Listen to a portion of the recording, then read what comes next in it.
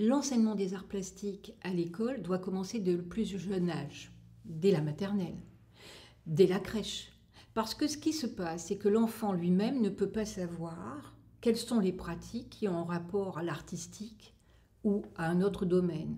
Donc, en premier lieu, il y a à faire exister un domaine qui va être sans limite, ou plutôt dont les limites vont changer en permanence, mais un domaine que l'on peut arriver à nommer ou à localiser plus ou moins, vaguement. C'est-à-dire qu'on va comprendre qu'il y a le coin de la pratique dans la classe, qu'il y a le musée, qu'il y a peut-être ceci ou cela.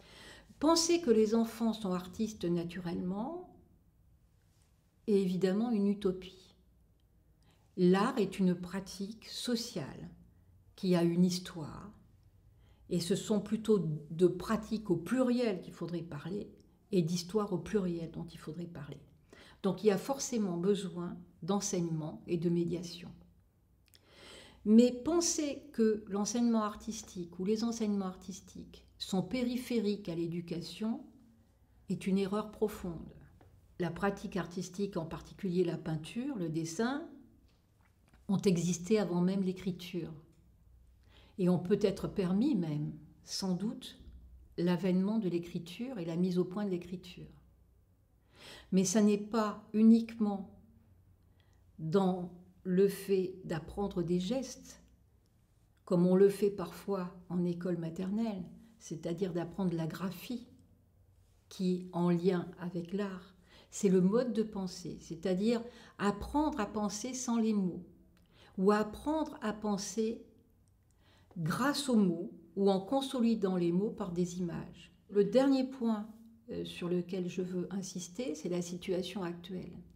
On a tellement négligé par le passé les enseignements artistiques que dans les événements récents, on s'aperçoit qu'ils remontent à la surface.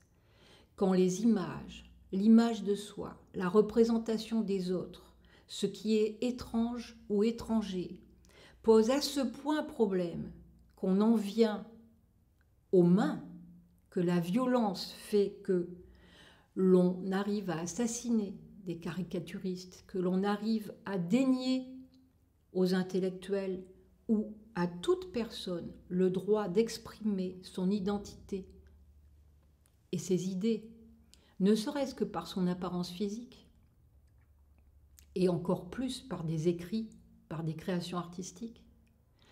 Quand on arrive à ne plus se comprendre, on voit bien qu'on a raté quelque chose dans l'éducation. Et j'affirme qu'une grande part de la responsabilité de ce gâchis social vient du fait que l'on a cantonné les enseignements artistiques à la périphérie.